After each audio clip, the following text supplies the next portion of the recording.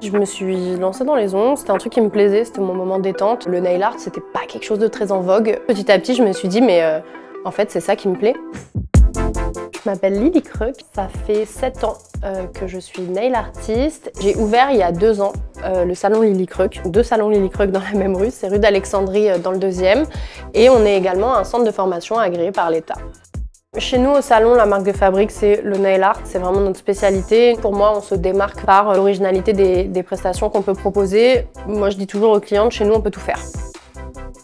La technique, ça s'apprend, mais il faut forcément avoir du coup quelque chose un peu de créatif pour pouvoir s'exprimer après par la suite et proposer des choses assez originales surtout.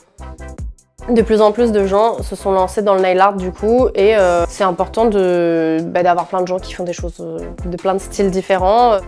Je pense que les ingrédients d'une bonne nail artiste, c'est déjà quelqu'un de formé aux règles d'hygiène, aux maladies de l'ongle, à plein de choses finalement, qui connaît la loi, qui est assuré et qui fait les choses correctement. Ça, c'est un truc où, pour moi, j'insiste beaucoup sur ça pendant mes formations.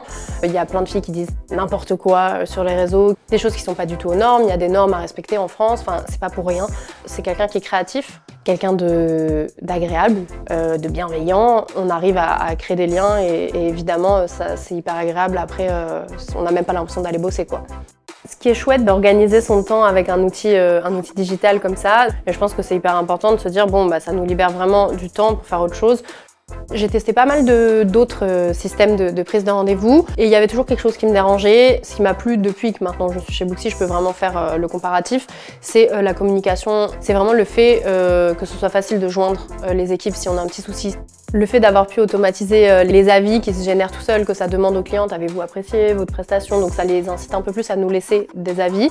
Et en plus d'avoir le visuel et le détail, nous on peut partager par la suite et c'est hyper pratique de donner envie aux autres clientes comme ça.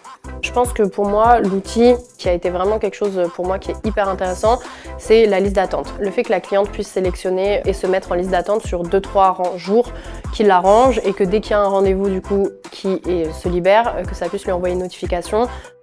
Moi, ce que j'aimerais bien, c'est démocratiser le nail art, vraiment qu'il y ait de plus en plus de monde qui s'y mette, qu'on puisse un petit peu changer tout ça et changer les mentalités d'ici là.